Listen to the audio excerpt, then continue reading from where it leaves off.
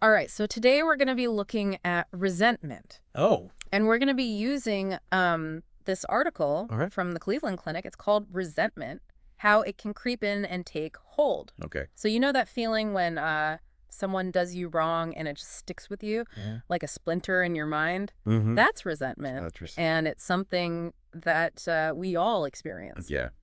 I think the word weight is a Yeah. good way to put it. Really? Because resentment really does have a physical manifestation. Wow. Beyond just like the emotional impact. Yeah. It's this fascinating mix of, anger and bitterness and even disgust Mm-hmm. and disappointment all kind of like balled up together. Yeah. So it is a heavy thing to carry. It is. It is. So how is resentment different from just being annoyed or angry with someone? Well, annoyance or anger is usually like a fleeting reaction to a specific event. Okay.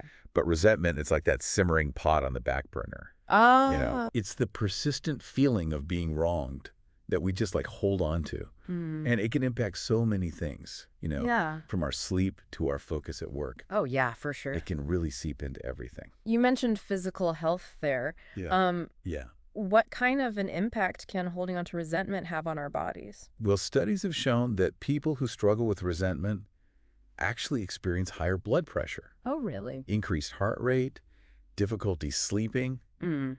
and it's all because resentment keeps our body in this constant state of stress. Mm. And over time, that chronic stress, Yeah. it can have serious consequences for our physical well-being. Wow, I Yeah. never thought about it that way. Yeah. So beyond, the blood pressure and the heart rate, Yeah. how can we tell if we're actually harboring resentment? Mm-hmm. What are some of the signs that we might be missing? Think about it this way. Do you ever catch yourself replaying the same argument in your head over and over? Oh, yeah. Or maybe you feel this like knot in your stomach? Whenever you know a certain person enters the room, Totally. that could be resentment bubbling beneath the surface. I'm already thinking of a few situations where I feel that. Yeah, it's common. So we've got this lingering negativity. Yeah. We've got potential physical symptoms. Mm-hmm. But what are some of the common things that trigger resentment in the first place? Often it boils down to feeling mistreated Okay. or taken advantage of. Mm-hmm. It could be something really blatant, like being passed over for a promotion at work, Right. or it could be something as subtle as like feeling unheard in a relationship, Okay. That makes sense. consistently. But I find sometimes I feel resentful in situations where no one has actually done anything wrong. Oh, yeah. It's more like my own expectations weren't met. You've hit on a really critical point there, Have I?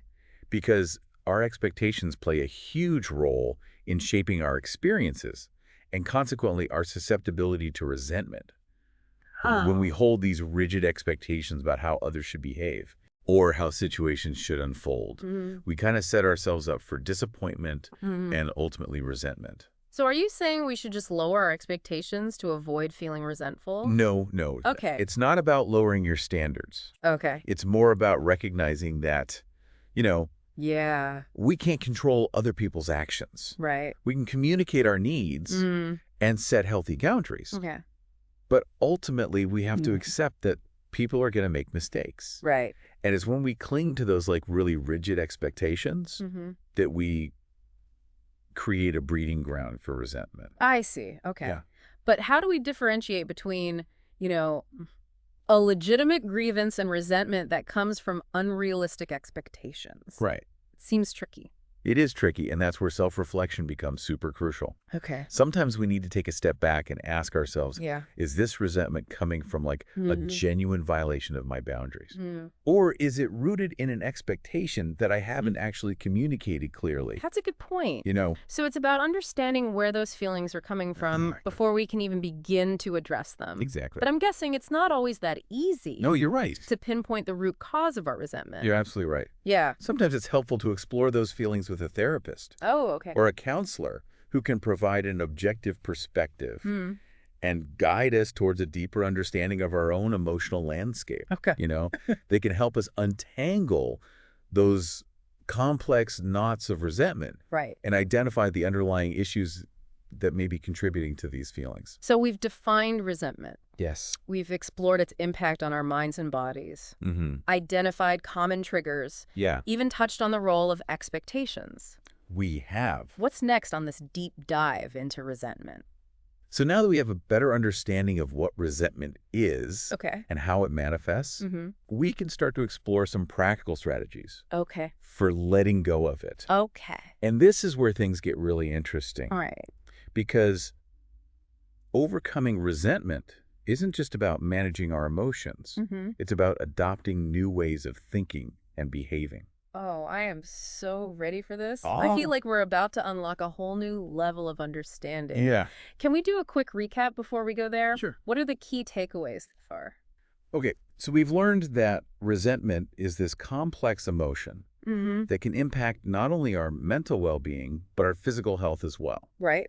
We've discovered that some common triggers include Yeah. feeling mistreated Mm-hmm. and harboring unrealistic expectations. Yeah. And perhaps most importantly, we've highlighted the need for self-reflection Right. to uncover the root causes of our resentment. Okay, that's a great summary. Okay, So let's dive into these strategies for letting go. let's do it. I'm eager to learn how we can break free from resentment's grip. We'll start by exploring the power of forgiveness Okay. and how it can pave the way for healing and emotional freedom. All right. Shh. Let's do it. You mentioned forgiveness, but I gotta say, whenever I hear that word in like the context of resentment, Yeah. I kind of cringe. It Mhm. feels like I'm being asked to like sweep everything under the rug and No. pretend the hurt never even happened. I totally understand that reaction. Okay. Forgiveness is often misunderstood. Okay. It's not about saying what they did was okay All right. or minimizing your experience. Okay. It's about choosing to release the grip that resentment has on you Mm-hmm. for your own well-being. So if it's not about saying what they did was okay, Right. then what is forgiveness really about? It's a process, Okay. and it starts with acknowledging the hurt. Okay. It's important to validate your feelings, Hmm. recognize that you have every right to feel, Yeah. anger, sadness, disappointment. Okay. Forgiveness doesn't erase those emotions. Right. It's about choosing to move forward without being consumed by them. So it's not about like denying or suppressing the anger, but Exactly. acknowledging it and then choosing to let it go. Right. But how do we actually do that? One powerful technique is called cognitive reframing. Okay. It involves challenging the negative thoughts Mm-hmm. that fuel resentment Okay. and consciously choosing to view the situation from a different perspective. Can you give me an example? Yeah. Yeah. So let's say you're resentful towards a colleague Okay. who received a promotion that you felt you deserved. Mm-hmm. Instead of dwelling on thoughts like, they stole my promotion, or it's so unfair, Right. you could try reframing the situation Okay. by focusing on the skills that you gained during that time, Okay. or recognizing that maybe the promotion was just a better fit for your colleague's strengths. So it's about shifting our focus from what we've lost Yeah. to what we've gained or It's- learned from the experience. It's like finding the silver lining Yeah. in a difficult situation. But I imagine it takes like a lot of conscious effort It does. to actually like reframe those negative thoughts. It's not a quick fix, Yeah. and it requires, a willingness to challenge our own thought patterns. Mhm.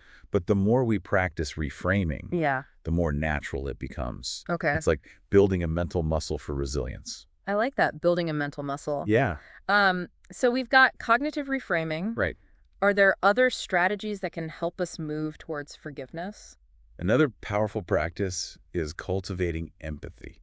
Ooh, that's a hard one. It can be really difficult. Especially when we're like feeling hurt and angry. Yeah, but try to imagine the situation from the other person's perspective. I'm already feeling resistant to this one. I know, it's hard. It's hard enough dealing with my own feelings, let Yeah. alone trying to understand the person who like hurt me. I get it. But okay, I'm willing to hear you out. Okay.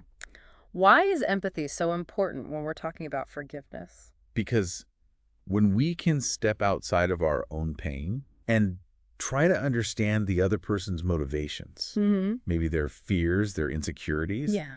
it can help us see them as a flawed human being Okay. rather than the villain in our story. So it's about recognizing their humanity. Exactly. Even if we don't condone their behavior, Right. it sounds like a tall order. It is. But I can see how it would soften the hard edges of resentment. It does. It does. Okay, so it's about shifting from a place of judgment and blame Yeah. to a place of understanding. Right. And that shift can be really powerful Okay. in releasing the grip of resentment. Yes. Okay, I'm starting to see how forgiveness is more about our own internal process Right. than it is about the other person. Exactly. It's about choosing to let go of the negative emotions that are weighing us down. Mm. But even with these tools, forgiveness feels like a big leap. Yeah. Is there anything else we can do to kind of bridge that gap? Absolutely. And this might seem a little counterintuitive, Okay. but practicing gratitude can be incredibly helpful. Wait, gratitude. Gratitude. How does feeling grateful help us forgive someone who's wronged us? It might seem that way, Yeah.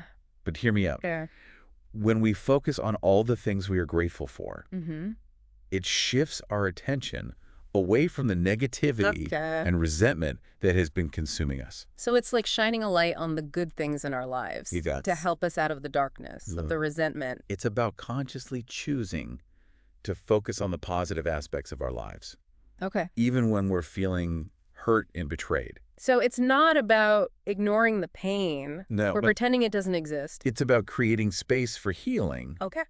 by acknowledging the good alongside the bad. So finding that balance, Yes, exactly. recognizing that life is full of both, Right. the positive and the negative, Yeah. and choosing to focus on the things that bring us joy. Exactly. It- And the more we practice gratitude, Yeah. the more natural it becomes. It's like training our minds to see the good, even when it's hidden beneath layers of hurt and resentment. This is all making so much sense. But It's like we're building this whole toolkit yes. for dealing with resentment. Yeah. So we've got cognitive reframing, we've Right. got empathy, Yep. we've got gratitude. Yes. Is there anything else we should add to this toolkit before we move on?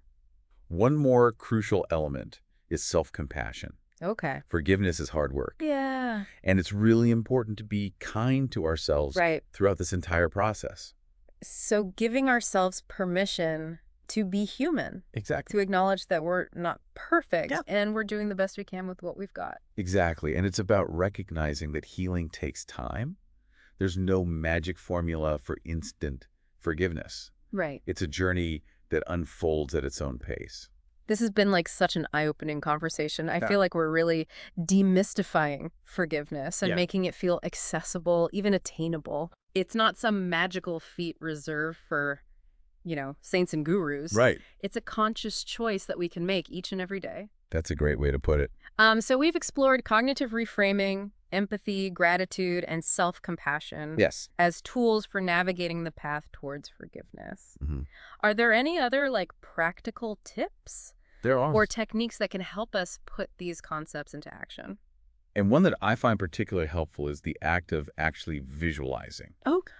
the release of resentment. Visualizing. Yeah, visualizing. Okay, I'm intrigued. Tell me more. Okay, so find a quiet space where you can relax and close your eyes. Okay.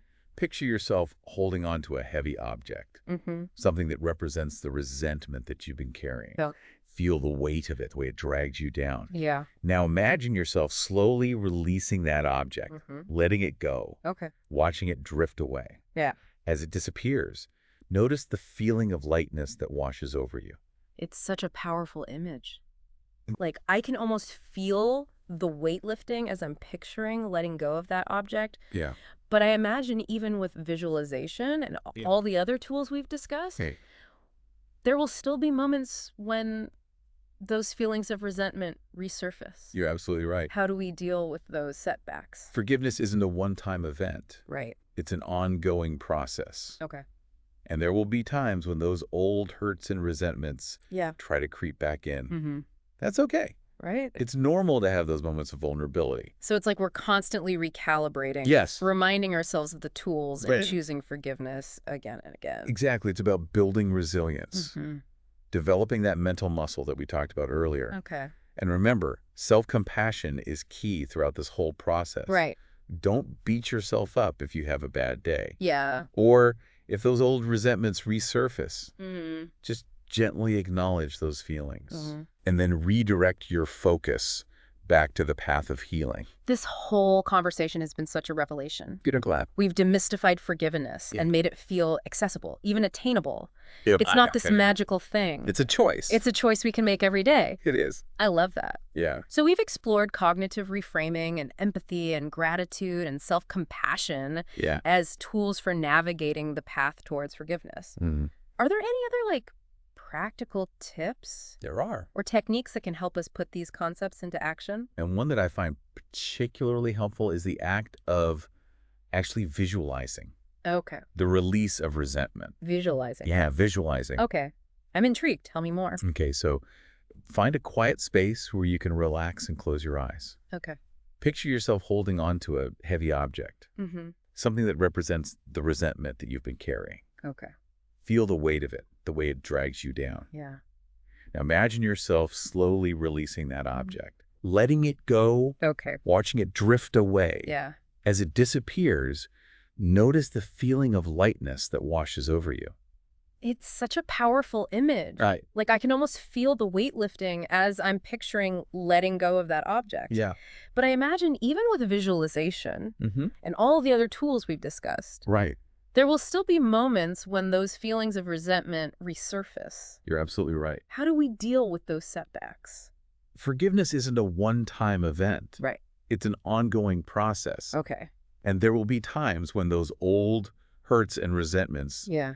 try to creep back in. Mm.